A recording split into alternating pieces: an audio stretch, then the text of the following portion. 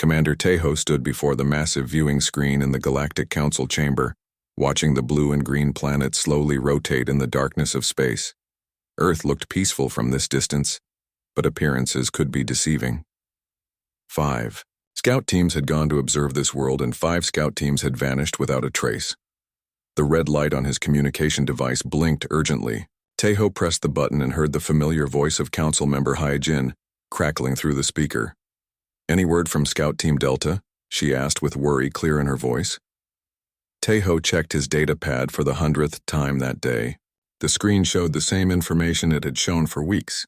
Scout Team Delta, led by Jinwoo, had been assigned to observe human behavior patterns in the large population centers of Earth. Their mission was supposed to last 6 months. They had been sending regular reports for the first 3 months. Then, nothing. "Still no contact," Tejo replied.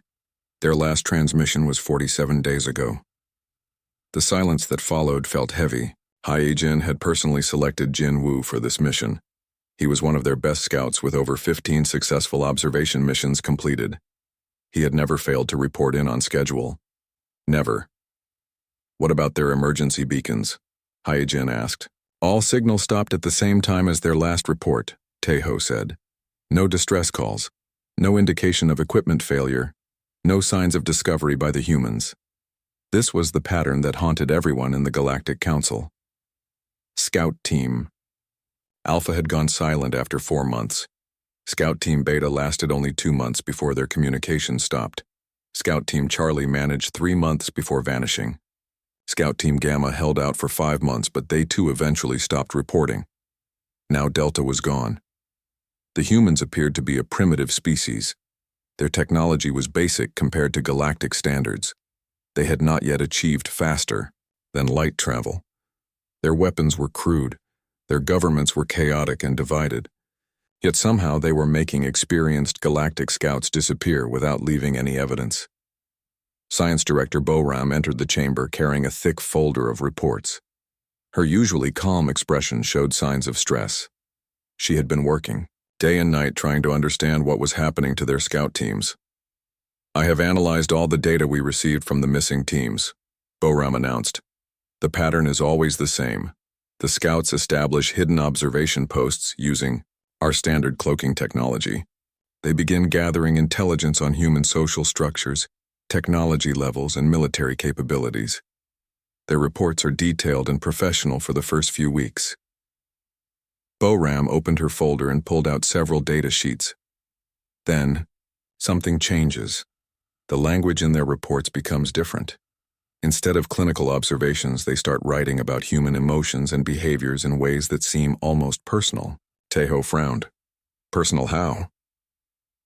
Scout Team Alpha's final reports mentioned humans helping strangers with no apparent benefit to themselves.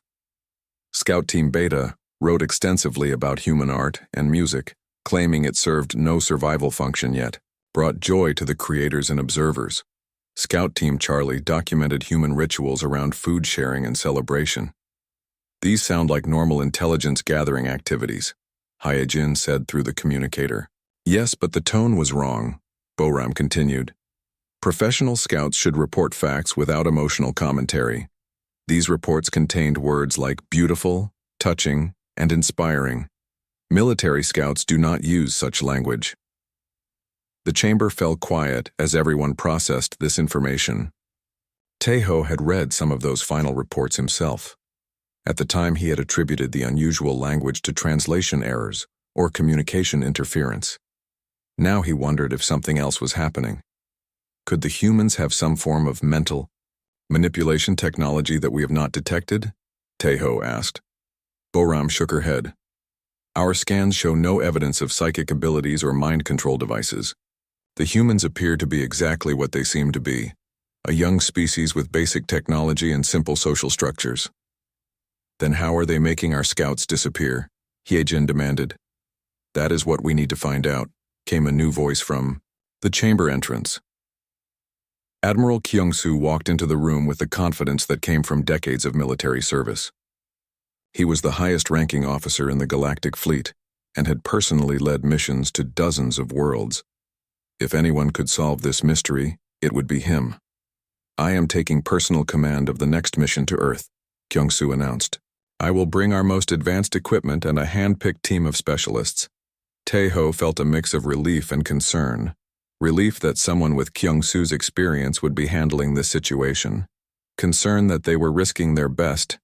Admiral on a world that had already claimed 5 teams. What makes you think you will succeed where the others failed? Boram asked. I will not make the mistake of underestimating these humans, Kyung-soo replied. Whatever is happening to our scouts, I will find the cause and put a stop to it. The Admiral moved to the viewing screen and stared at Earth with the intensity of a predator studying its prey. I have selected tactical specialist So Young and xenobiologist Dongmin for my team. We will use the newest cloaking technology and maintain strict communication protocols. No unnecessary contact with human subjects. No deviation from standard observation procedures. When do you depart? Tae-ho asked. Tomorrow, Kyung-soo said. This situation has gone on long enough. The Council needs answers, and I intend to provide them. As the Admiral left the chamber to prepare for his mission, Tae-ho found himself wondering what they would discover on Earth. The humans seemed harmless. Enough from a distance, but clearly there was something about them that posed a threat to galactic scouts. Something that made experienced operatives abandon their missions and vanish without explanation. Meanwhile on Earth, in a small cafe in the heart of Seoul, a man who looked perfectly human was serving coffee to the morning customers. His movements were efficient and practiced as he worked the espresso machine and called out orders. The customers knew him as Jin-woo, the friendly cafe owner, who always had a smile and remembered everyone's favorite drink.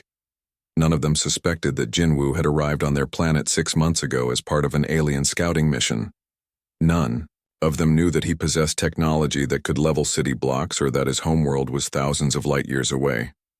They only knew that he made excellent coffee and that his presence somehow made their days a little brighter. Jin-woo had received the urgent messages from his commanders demanding status reports. He had read the communications ordering him to return to base immediately. He had ignored them all, not because he was unable to respond, but because he no longer wanted to. Something had happened to him during his time observing humans, and he was not sure how to explain it to his superiors. The humans were supposed to be subjects for study. They were meant to be observed from a distance and catalogued like specimens in a laboratory. But they had been kind to him.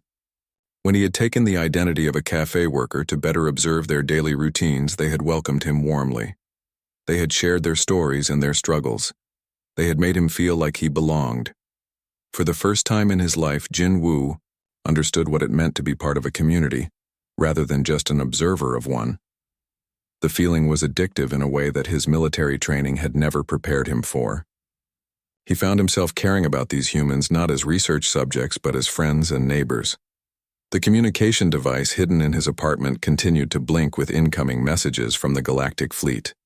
Jin-woo knew that eventually someone would come looking for him and his missing team members. When that happened, he would have to make a choice between his old life and his new one.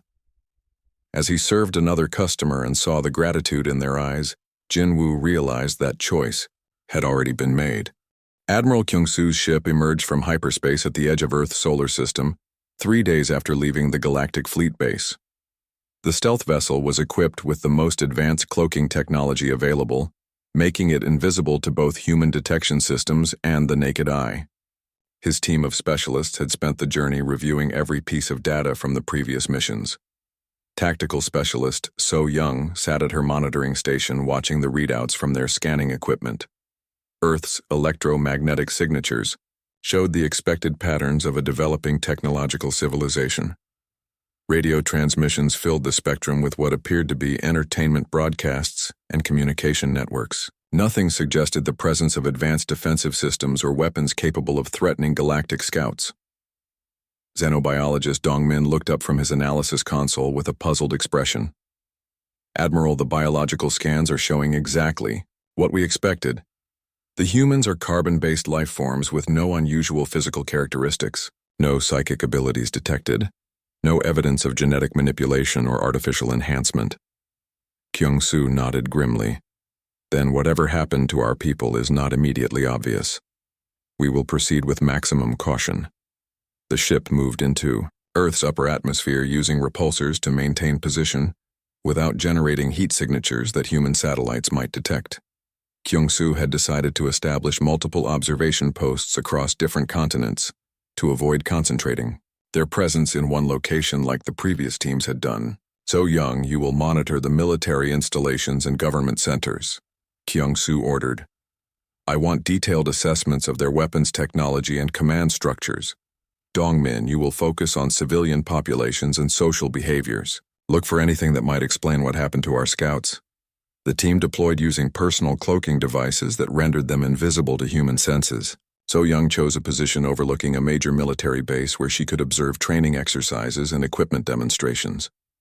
Dongmin selected a location near a large city where he could study human daily activities. For the first week, everything proceeded according to plan. The team gathered intelligence on human technology levels which were indeed primitive by galactic standards. Their weapons relied on chemical explosives and projectiles. Their vehicles required fossil fuels or primitive electrical systems. Their communication networks used radio waves and fiber optic cables. So Young documented their military capabilities with professional efficiency. She observed soldiers training with basic firearms and tactical maneuvers. She recorded vehicle specifications and noted the locations of weapons storage facilities. Everything suggested that humans posed no significant threat to galactic civilization. But as the days passed, So Young began to notice things that were not in the mission parameters. During her surveillance of the military base, she observed soldiers helping injured comrades during training exercises. She saw officers sharing their food with enlisted personnel. She watched as military personnel organized charity drives to help civilians affected by natural disasters. These behaviors puzzled So Young. In galactic military organizations, rank and hierarchy were strictly maintained. Superior officers did not share resources with subordinates. Soldiers did not risk their own safety for wounded comrades unless ordered to do so. Yet the human military seemed to operate on principles of mutual support and cooperation. Dongmin was experiencing his own confusion while observing civilian populations. He had positioned himself near an art museum expecting to document human recreational activities for his cultural analysis reports. Instead, he found himself fascinated by the emotional responses humans displayed while viewing paintings and sculptures. He watched elderly humans stand quietly before artwork with tears in their eyes. He observed young humans sketching in notebooks while staring intently at masterpieces. He saw families discussing the meanings and feelings evoked by different pieces. None of this served any apparent survival function, yet the humans devoted significant time and resources to these activities. Even more puzzling was the diversity of human reactions to the same artwork. Different individuals would have completely different emotional responses to identical stimuli. Some humans found certain pieces beautiful, while others found the same pieces disturbing or meaningless. Yet they continued to seek out these experiences that provided no material benefit. Admiral Kyung-soo maintained his position in orbit monitoring communications from both team members. Their reports were detailed and professional, but he began to detect subtle changes in their language. So Young started describing human military cooperation as impressive, rather than simply noting it as observed behavior. Dongmin wrote about human creativity with what seemed like admiration, rather than clinical detachment. After 2 weeks of observation, Kyung-soo decided to investigate the fate of the previous scout teams directly. Using the communication logs from Scout Team Delta, he traced their last known positions to a neighborhood in Seoul. What he found there changed everything. The address led to a small cafe in a busy commercial district. Through his ship's visual scanners, Kyung-soo observed the daily operations of the establishment. The owner appeared to be a perfectly ordinary human male, serving coffee and pastries to local customers. But when Kyung-soo ran biometric analysis on the individual, the results were shocking. The cafe owner was Jin Woo, the leader of Scout Team Delta. He was alive and apparently healthy, but he had completely abandoned his mission. Instead of observing human behavior from a concealed position, he had integrated himself into human society and was actively participating in their daily routines. Kyung-soo expanded his search and located other members of the missing scout teams. Scout Team Charlie's tactical specialist now worked as an instructor at a human martial arts school teaching self-defense to children. Scout Team Beta's engineer had taken a position at an animal shelter caring for abandoned pets. Scout Team Alpha's communications officer was employed at a hospital, helping human medical staff coordinate patient care. None of the missing scouts had been captured or killed. They had simply chosen to remain on Earth and live as humans. This discovery was more disturbing than any military threat could have been. Galactic scouts were trained to resist interrogation and torture. They were prepared to die rather than compromise their missions. But they were not prepared to voluntarily abandon their duties for no apparent reason. Kyung-soo established encrypted communication with Jin-woo, directly using emergency protocols. The response he received was polite but firm. Jin-woo acknowledged his identity and confirmed that his team members were safe and healthy.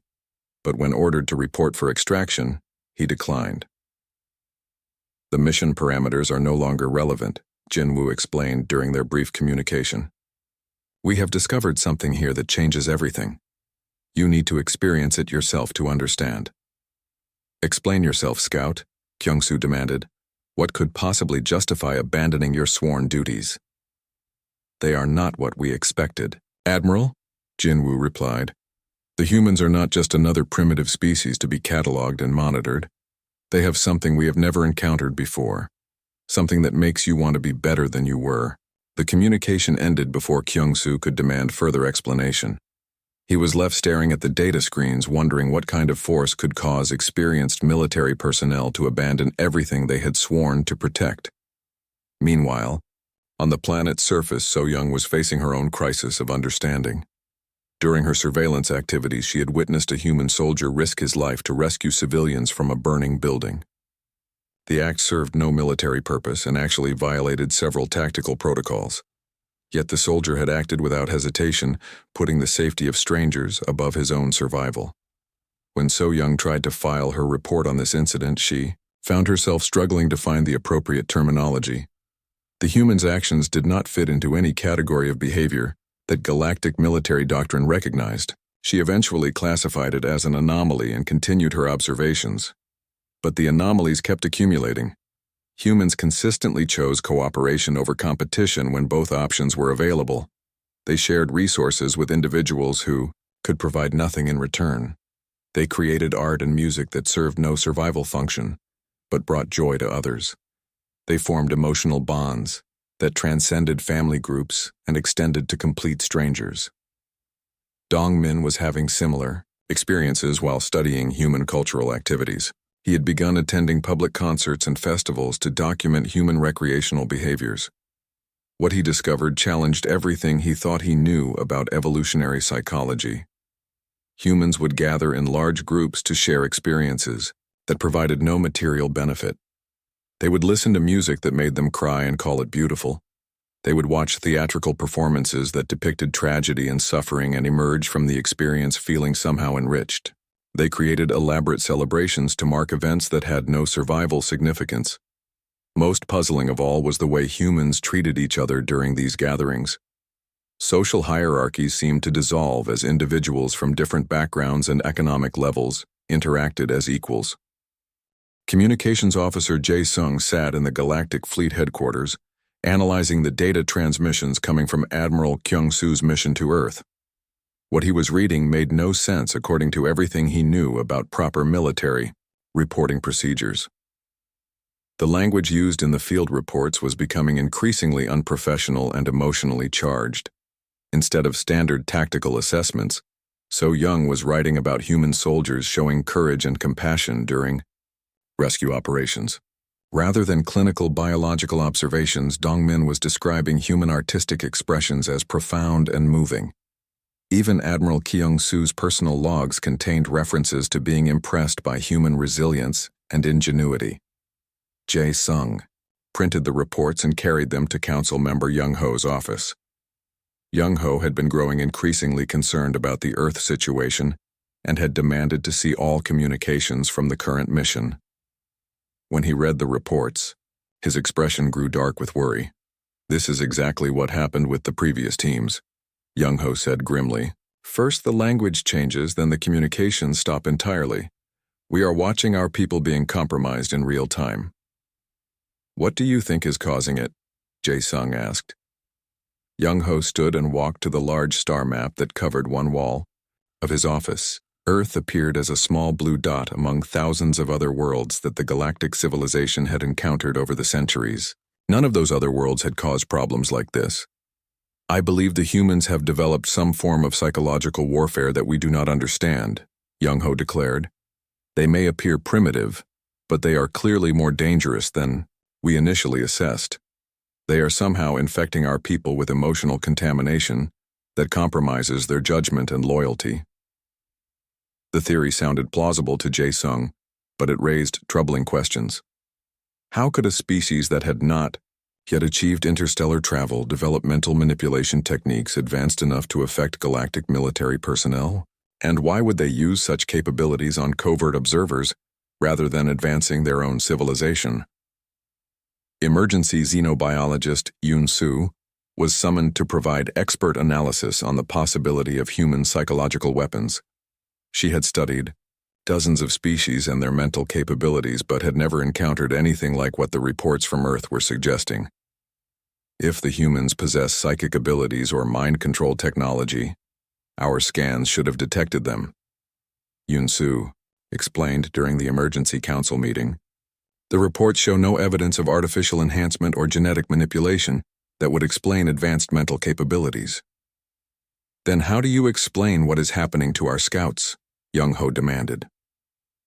Yoon-soo reviewed the data again, looking for any clues she might have missed. The biological scans of humans showed a completely ordinary species with brain patterns similar to dozens of other carbon-based life forms. Their technology was primitive, and their social structures were chaotic. Nothing suggested they should be capable of affecting alien minds. I need to go to Earth myself, Yoon-soo finally announced. I cannot determine what is happening from these remote observations.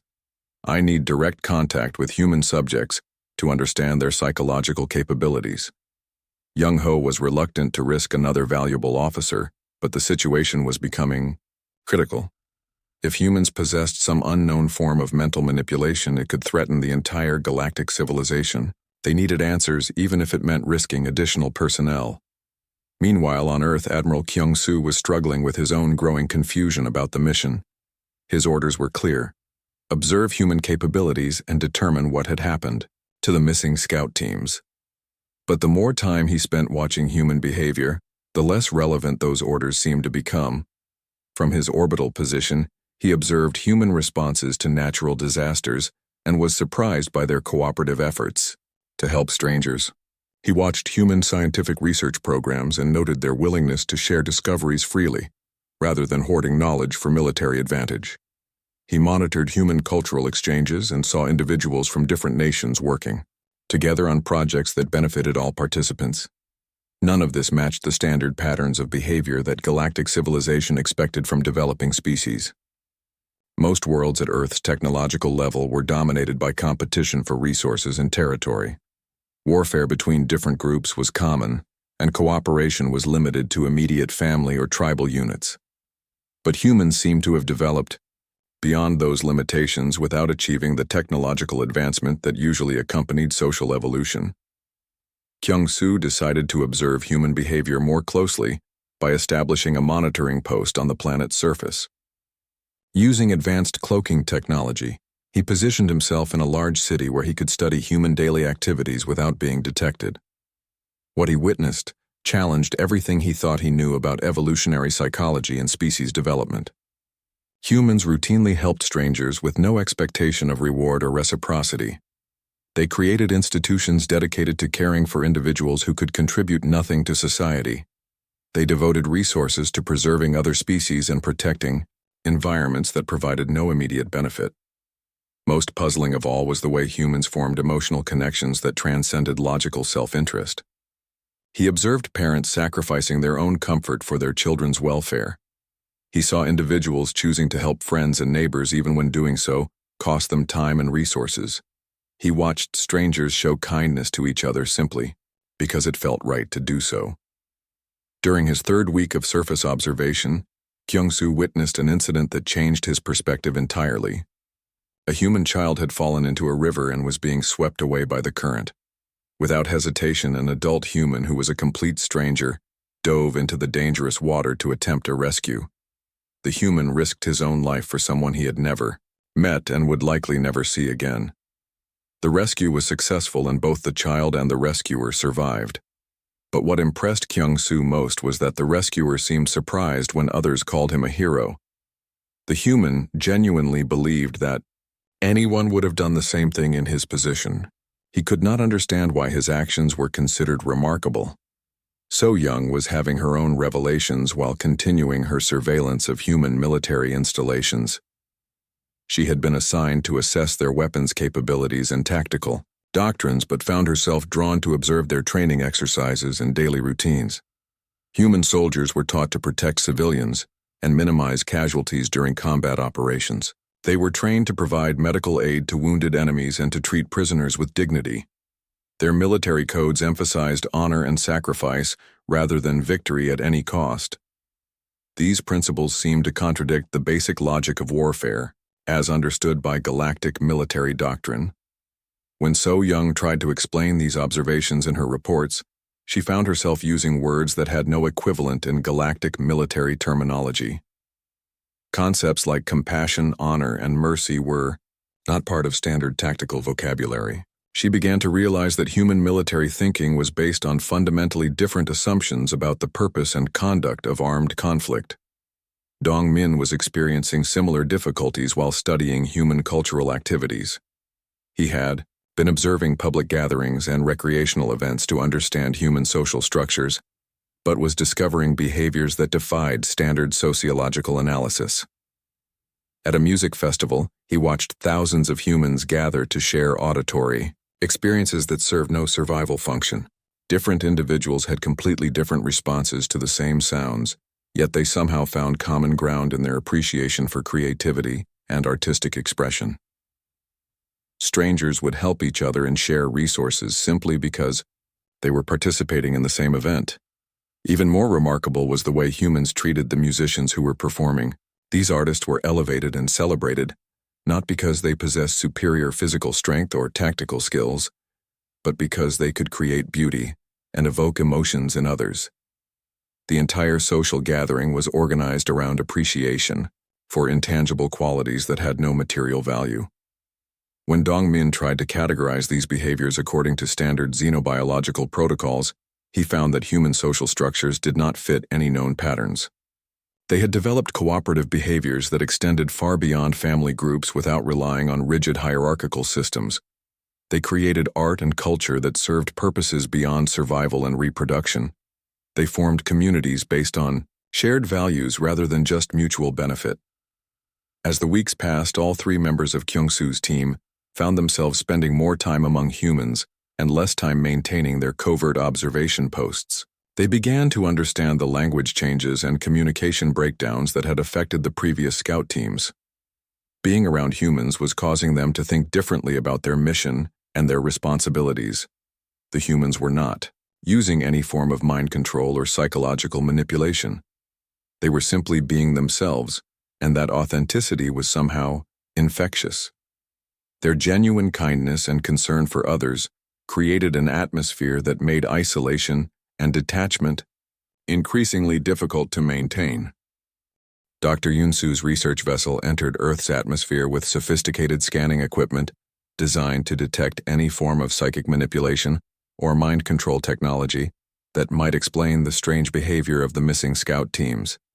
She had spent her entire career studying alien psychology and was confident that she could identify whatever force was compromising galactic military personnel.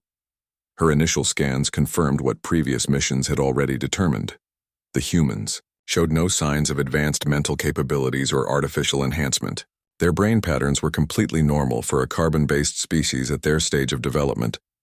No psychic fields or electromagnetic anomalies that could affect alien minds were detected anywhere on the planet.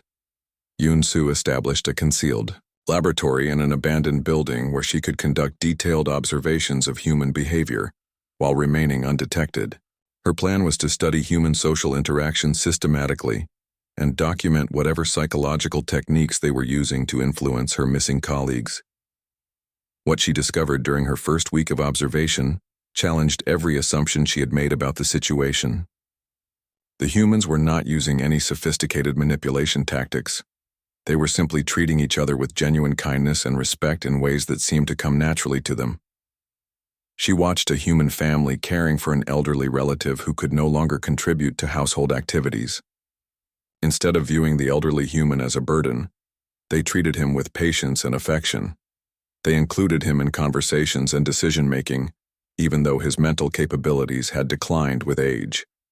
They sacrificed their own comfort and resources to ensure his welfare simply because they loved him. The behavior made no sense from an evolutionary perspective. The elderly human provided no survival advantage to the family group and actually consumed resources that could have been used to benefit younger, more capable members. Yet the family seemed to consider his welfare as important as their own. Yunsu documented similar patterns throughout human society. Parents devoted decades of their lives to raising children with no guarantee of future benefit. Individuals chose careers helping strangers rather than pursuing personal advancement. Communities organized support systems for members who were disabled or disadvantaged. None of these behaviors could be explained by standard models of species development and survival strategy. Humans seem to have evolved beyond the basic competition for resources that drove most galactic civilizations. They had developed social structures based on cooperation and mutual care that extended far beyond immediate family groups. Even more puzzling was the way humans treated members of other species. Yunsu observed humans caring for animals that provided no practical benefit. They created shelters for abandoned pets and wildlife rehabilitation centers for injured creatures. They passed laws protecting species that had no economic value simply because they believed those species had a right to exist. This behavior was unprecedented in galactic experience. Most species showed care only for their own kind and viewed other life forms as either resources to be exploited or threats to be eliminated. But humans seemed to feel genuine concern for the welfare of any creature capable of suffering, regardless of its usefulness to human civilization. During her second week of observation, Yunsu decided to study human responses to crisis situations. She monitored emergency services and disaster response teams to see how humans behaved when resources were scarce and survival was threatened. She expected to see their cooperative facade break down under pressure, revealing the competitive instincts that drove other species. Instead, she witnessed the opposite phenomenon. When natural disasters struck human communities, the response was an immediate outpouring of mutual support and assistance. Strangers traveled from distant locations to help with rescue and recovery efforts. Individuals donated money, food, and supplies to people they had never met. Volunteers worked without payment to rebuild homes and infrastructure for affected families. The humans seemed to become more cooperative and caring during difficult times rather than more selfish and competitive. They treated disaster victims as extended family members deserving of help simply because they were fellow humans in need. No complex social contracts or reciprocal agreements were required to motivate this assistance. Yunsu tried to document these behaviors using standard xenobiological terminology, but found that galactic languages lacked adequate words to describe what she was observing. Concepts like compassion, empathy, and altruism existed in academic contexts, but were not considered significant factors in species development. Yet these seemed to be the fundamental principles driving human civilization. She began to understand why the language in scout reports had changed so dramatically. Describing human behavior required emotional vocabulary that military training did not provide. Clinical detachment became impossible when observing a species that had made emotional connection the foundation of their social structure. Meanwhile, Admiral Kyung-soo was facing his own moment of revelation. During his surface observations, he had witnessed a human child fall from playground equipment and injure herself badly. Without thinking, he had moved to help using his advanced medical knowledge to stabilize her condition until human emergency services arrived. The child's parents had been grateful beyond words for his assistance. They invited him to visit their home and meet their family. They treated him as a hero even though he had only done what seemed natural and necessary. Their genuine appreciation and warmth had affected him in ways that decades of military service had never prepared him for. For the first time in his life, Kyung-soo experienced what humans called belonging. Not the hierarchical belonging of military rank and unit assignment, but the simple acceptance of being valued for who he was rather than what he could accomplish. The feeling was addictive in its intensity and made returning to his solitary observation post increasingly difficult. So Young was having her own crisis of identity while continuing her surveillance activities. She had been assigned to assess human military capabilities, but found herself spending more time watching human soldiers interact with civilians during peacekeeping operations. The humans had developed military doctrines that emphasized protection rather than conquest. Their soldiers were trained to minimize casualties and preserve infrastructure even during combat operations. They provided medical care to enemy wounded and rebuilt communities that had been damaged by warfare. Their military served the civilian population rather than ruling over it. When So Young compared human military behavior to galactic standards, she realized that humans had somehow avoided the cycle of conquest and domination that characterized most armed forces throughout the galaxy. Their warriors were defenders rather than aggressors, and their strength was used to protect the weak rather than to exploit them. The realization made her question everything she had been taught about military necessity and the inevitability of conflict between different groups. If humans could develop effective defense capabilities without becoming aggressive toward others, then perhaps warfare was not the natural state of intelligent species, as galactic doctrine claimed. Dong-min was experiencing similar revelations while studying human cultural activities. He had begun attending art exhibitions and musical performances to document human recreational behaviors, but found himself genuinely moved by the creativity and beauty he encountered. Human artists created works that explored themes of love loss, hope and redemption with an emotional honesty that was completely foreign to galactic culture.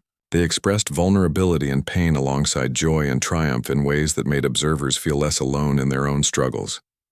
The art served no practical function, yet it enriched the lives of everyone who experienced it. More importantly, the humans created this art not for personal glory or material gain, but because they felt compelled to share their inner experiences with others.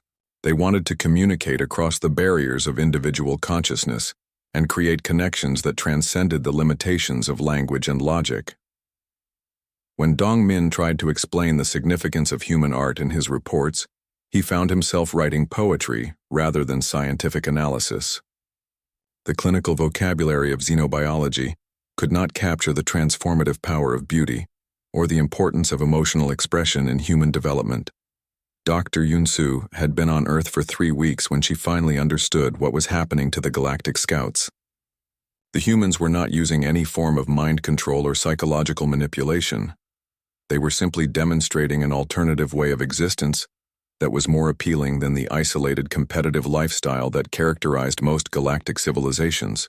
Being around humans made observers realize that life could be richer and more meaningful when shared with others who genuinely cared about each other's welfare. The experience was transformative not because it was forced upon them, but because it offered something they had never known they were missing. The Scouts were not being compromised or corrupted by human influence. They were being liberated from the limitations of a social system that valued efficiency over compassion and hierarchy over connection. The emergency session of the Galactic Council convened with an urgency that had not been felt in decades. 6 scout teams had now vanished while observing Earth, and the implications were staggering. Admiral Kyung-soo's final transmission had been 3 words that chilled every council member present. Mission parameters irrelevant. Council member Young-ho stood before the assembled representatives from across the galaxy, his expression grim with determination. The holographic display behind him showed Earth rotating slowly in space, looking deceptively peaceful for a world that had somehow neutralized their most experienced military personnel. "We face an unprecedented threat to galactic security," Young-ho announced. "This primitive world has demonstrated the ability to compromise our finest scouts without using any detectable technology or weapons. We cannot allow this influence to spread to other worlds." The debate that followed revealed deep divisions within the council. Some members supported Young-ho's proposal for immediate planetary sterilization to prevent whatever force was affecting their people from contaminating other civilizations. Others argued for patience and further study before taking such drastic action. Science Director Boram had spent weeks analyzing the final reports from the missing teams, and her conclusions were troubling. The scouts had not been captured or killed. They had voluntarily abandoned their missions and integrated into human society. Their final communications showed no signs of mental coercion or technological manipulation. They chose to stay, Boram explained to the council. Every single scout made a conscious decision to abandon their duties and remain on Earth. This suggests that humans possess some form of social structure or cultural influence that we do not understand. Commander Tejo reviewed the personnel files of the missing scouts, searching for common vulnerabilities that might explain their compromised loyalty. What he found made the situation even more disturbing.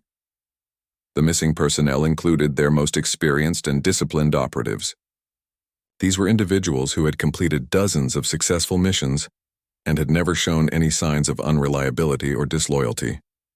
If our best people can be turned by these humans, then no one is safe, Tejo reported grimly. Whatever they are doing to our scouts could potentially affect anyone who makes contact with them. The council chamber fell silent as the implications sank in. If humans could somehow convert galactic military personnel to their cause, then they represented a threat unlike anything the galaxy had ever encountered. Not a threat of superior technology or military might, but something far more dangerous. A threat to the very foundations of galactic civilization itself. Council member Hijin had been reading the personal accounts that some scouts continued to transmit despite orders to maintain communication silence. The messages described a way of life that seemed almost too good to be true. Humans caring for each other without regard for rank or status. Communities working together to solve common problems. Individuals sacrificing personal gain for the welfare of others. Perhaps we should consider the possibility that our scouts are not being manipulated, Hyejin suggested carefully. Perhaps they have discovered something valuable that we should investigate rather than destroy. Young Ho's response was immediate and harsh. Valuable? Our people have abandoned their sworn duties and betrayed everything we stand for. If that is what human influence produces, then it must be eliminated before it spreads further. Unknown to the council, their debate was being monitored by Scout Team Epsilon, which had never actually left Earth's observation range. Instead of returning to base after their mission ended, they had established a permanent monitoring station to protect their new homeworld from potential galactic interference. The team now consisted of former galactic scouts and human volunteers who had learned about the alien presence and chosen to help defend their world. The partnership between humans and former scouts had created something unprecedented in galactic history. A cooperative alliance based on mutual respect and shared values rather than conquest or domination.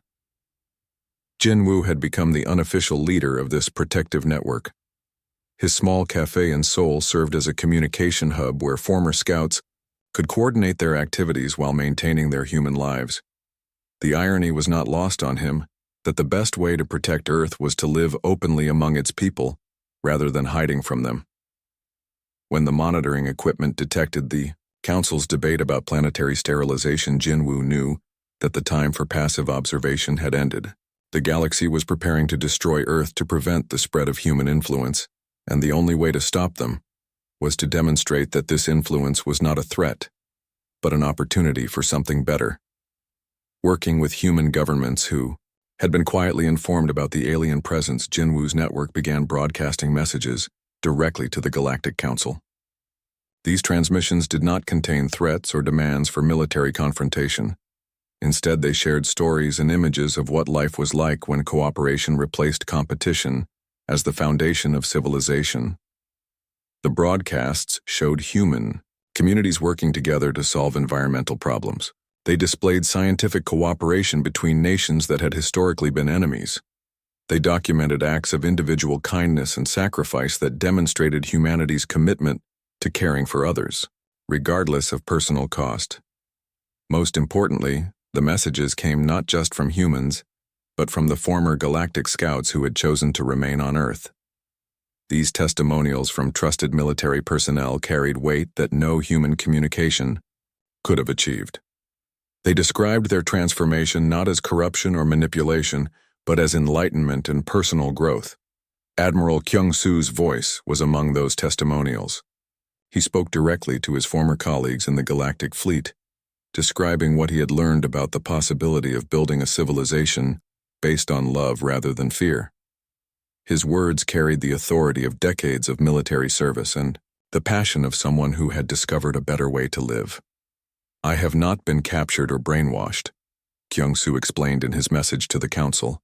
"I have been liberated from a way of thinking that made connection impossible and growth unnecessary. The humans have shown us that there is an alternative to the isolation and competition that characterizes galactic civilization." So Young added her own testimony about human military doctrine and its emphasis on protection rather than conquest. She described soldiers who were willing to die for strangers and warriors who rebuilt what others had destroyed. Her message challenged the fundamental assumptions about military necessity that had guided galactic policy for millennia. Dongmin's contribution focused on human creativity and its role in building emotional connections between individuals and communities. He shared recordings of human music and images of human art that demonstrated the power of beauty to bridge differences and create understanding between diverse groups. Dr. Yoon-soo provided the scientific perspective, explaining that human social evolution had taken a unique path that prioritized cooperation over competition. She presented evidence that this approach was not only viable, but actually more successful at creating stable, sustainable civilizations than traditional galactic models. The combined impact of these testimonials began to shift opinion within the Galactic Council. Some members started to question whether human influence represented a threat or an opportunity. Others wondered if their own civilization might benefit from adopting some human approaches to social organization and conflict resolution. Commander Taeho found himself particularly affected by the testimonials from his former colleagues. These were people he had worked with for years and trusted completely. If they believed that human influence was beneficial rather than harmful, then perhaps the situation deserved more careful consideration than Young-ho was advocating. When the Council finally voted on humanity's fate, the result was not the unanimous approval of sterilization that Young-ho had expected. Instead, they chose to establish formal diplomatic contact with Earth to better understand what the former scouts had discovered there. The first official galactic delegation to Earth was led by Commander Tae-ho, who had volunteered for the mission, despite knowing the risks to his own objectivity and loyalty. His orders were to assess whether humans could be trusted as potential allies, rather than treated as a threat to be eliminated. What Tae-ho discovered during his diplomatic mission confirmed everything the former scouts had reported. Humans were not trying to conquer or convert galactic civilization. They simply wanted to share what they had learned about building communities based on mutual care and respect. The negotiations that followed established Earth as the first world to join galactic civilization as an equal partner rather than a subject or client state. Human representatives were invited to address the Galactic Council and share their perspectives on cooperation, conflict resolution, and social development. The transformation was gradual, but inevitable. Exposure to human ideas about compassion, empathy, and community service began to influence policy throughout galactic civilization. Wars between member worlds became less common as diplomatic solutions gained favor. Social programs to care for disadvantaged populations expanded as the concept of collective responsibility spread.